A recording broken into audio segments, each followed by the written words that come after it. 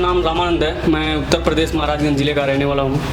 मैं Asia telecom का पहला दिन आज ज्वाइन किया था, जिसमें 10 बार सुबह से सर ने आईसी रिवालिंग का काम कराया, वो भी सक्सेसफुल डन हुआ मेरा।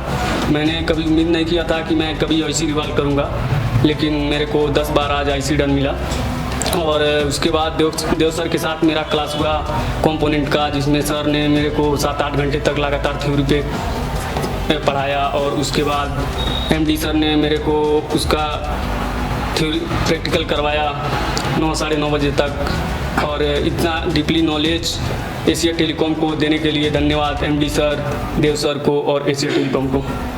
और कोई ज्वाइन करना चाहता है, इतनी डीपली नॉलेज लेना चाहता है, ऐसे फ़ोन में मैं किसी भी कंपोनेंट को ढूंढ के 5 मिनट में ला सकता हूँ। किसी भी फ़ोन में, चाहे ये हो, कैसा भी फ़ोन हो मेरे पास आ जाए, मैं 5 Average people talk normal.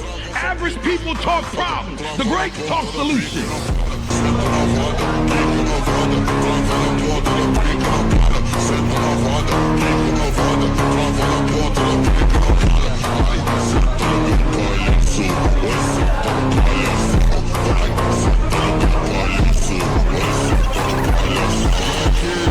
Average people talk normal.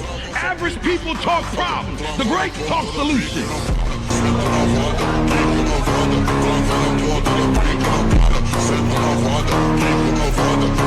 Set